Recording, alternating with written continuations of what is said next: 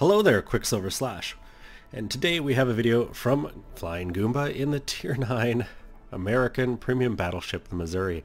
Since I mentioned it yesterday and, well, 2 days ago I showed him so graciously exploding for me, well, let's give him a chance to clear his name. And also show off the Missouri before she disappears. And just a reminder, I'm giving away those flag packs. Comment below why you think you need them. They're to help you get to the Missouri. Once again, I'm just asking people, be honest about the need. If you can afford to spend the $5 to get the 100 flags, this isn't meant to be for you. This is meant for the people who really don't have that option to spend a few dollars on the game, but could greatly use the help. Anyways, looking at the matchup, you can see it's mostly Tier 9s. There's a few Tier 8s on each team, but for the most part, pretty 9 heavy matchup. And the Missouri is one of those ships that I've always just loved, both in real life and in the game. The second it came out, I pretty much started grinding to get her. And it's just a great ship, and the fact that it comes with that radar can make her devastating. You often get ships that just seem to forget there are battleships out there with radar and they can find you. And, you know, quite often it's British cruisers. They'll get in close, they'll do their cheeky little, I'm gonna pop smoke and just sit and shoot this battleship. You pop radar and basically blow them to the bottom of the ocean. And there's something satisfying about that. And, well, speaking of a British ship, there's a Neptune that's been spotted. Where it's going to turn up next, we don't know. And, well, beyond that, the team seems to have split pretty evenly. No sign on what the enemy's done, but it's a promising start. Though this friendly Leningrad might be about to drift out of Charlie. It'd be unfortunate since he's almost captured the whole thing.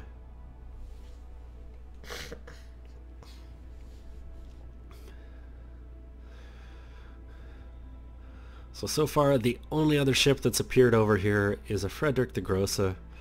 And, well, as a result, Goomba looks to be deciding to kind of turn in. We don't need too many ships going around the outside. I think he wants to focus on something in B if it gets spotted. But, wow, he chooses to just blind fire at the cap.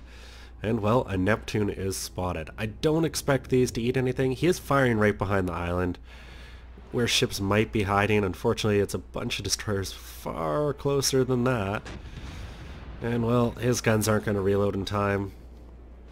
So, time to get your rudder shifting because, you know what destroyers mean. And, well, we've got a Neptune who's just kind of sitting here. And honestly, that makes a pretty juicy target. Now, a couple other ships have been spotted on the side of the map, but none that the Missouri can't deal with. And to me, this is a very strong Tier 9 ship. It'll be very interesting to see how the Musashi does. You know, she's the ship supposed to fill the same kind of role, and, well, there's that British cruiser sitting in its smokescreen. Goomba popped the radar, it seems, to just kind of figure out where the enemy ships are hiding. And, well, we've got a Lion out on the flank who looks pretty intent on just starting fires, but here's this Neptune, figuring he can just sit peacefully inside a smokescreen, and, well, that's not going to work too well. Gets the shot off right before runs out, and for some reason pushing shift is now not making that go away. So I don't know. This is an annoying bug to have.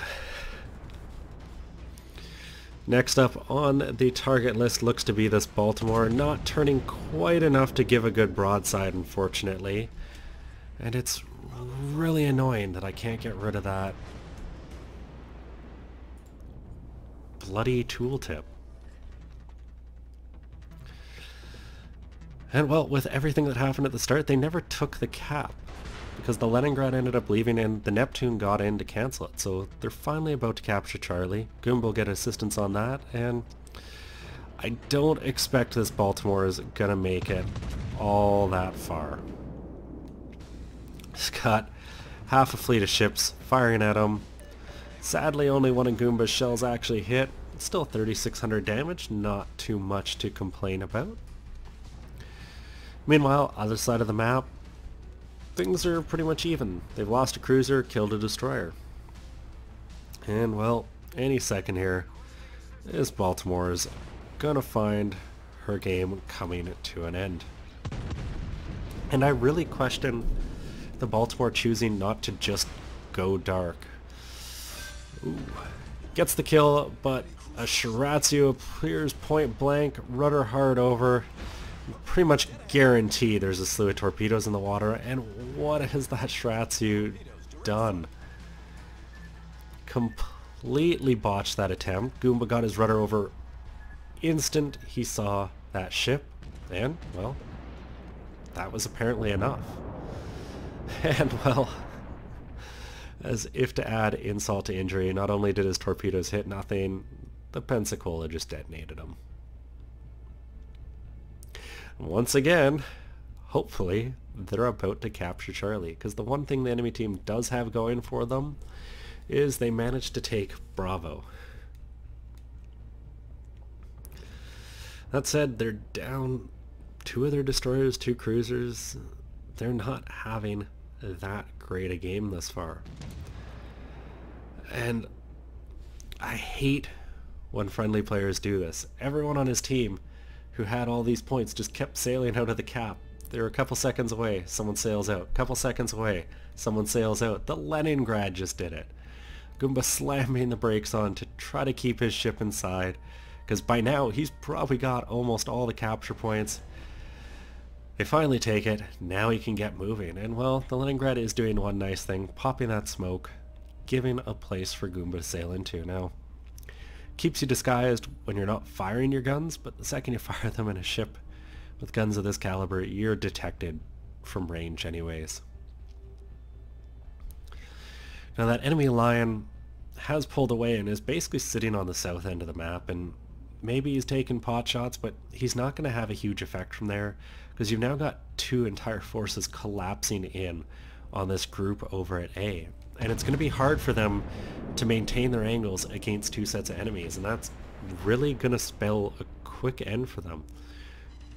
Goomba getting an okay hit on the Missouri there, 5,500, and well, he disappears before too many other people get to shoot, sadly.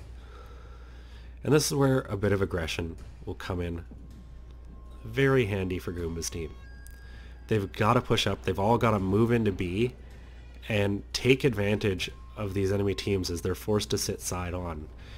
And if they choose to go bow in, then they're side on to a Frederick Grosse and an Izumo. So there's really no win for them, but they continue to kind of push forward.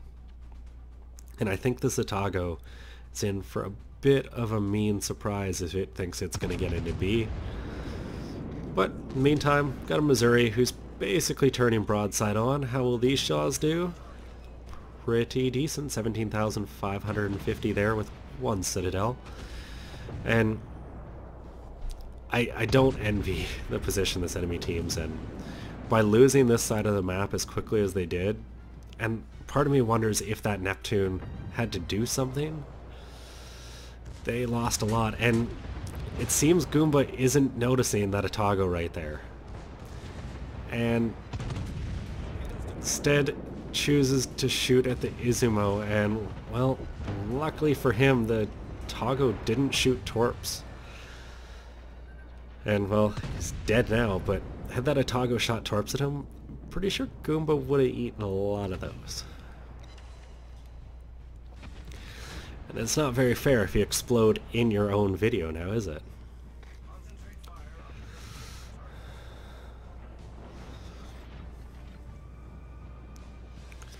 Now I really think the right move here is to shoot at the Missouri. Waiting for this kid to come around, you're going to do some damage.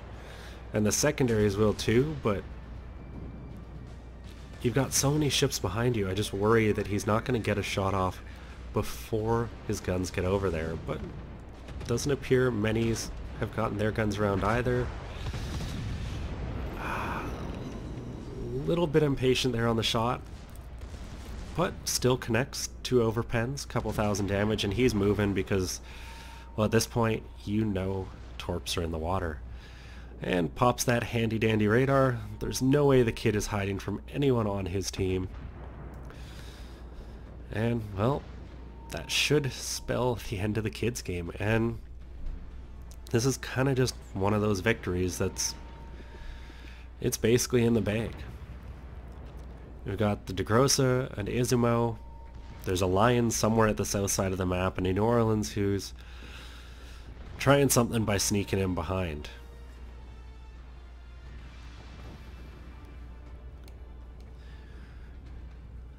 And well, this Izumo is, well, he's gonna be in trouble. Not sure if he's going for the ram or what, but he decides to turn away from it, and I find that curious. If I was the Izumo, I honestly would have just tried to ram Goomba. And it looks like it's going to be rear turret only, 2 citadels and a kill. Well, that was a little unglamorous for him, and well, this one's pretty much over. Just the Lion remaining, and well, 1 battleship against, what, 7 ships? That's not much of a competition. So let's jump to the post-battle. Now, I think the single biggest thing you can say about the Missouri is holy crap, she can make money. 1.2 million credits. That was with flags, 13,000 experience, 9,400 free XP, on 100,000 damage and 3 kills. Granted, there were a lot of flags involved in that, but I've had no issue on solid games making 1 million credits with this ship. And it's one of the main reasons I love it, and I'm happy I already have it. As far as the team go, Goomba topped his team as well. His work enough, and it started as a decent game with that Neptune, and so often when your first volley goes well, the rest of the game just follows, and a Neptune sitting side on in its smoke is such easy prey, and at that range, there's no way Goomba is going to miss. Anyways, I hope everyone enjoyed this. If you did, please consider giving it a thumbs up or subscribing to the channel. And as always, I'm Qckslvrslash. I'll have another one for you all later.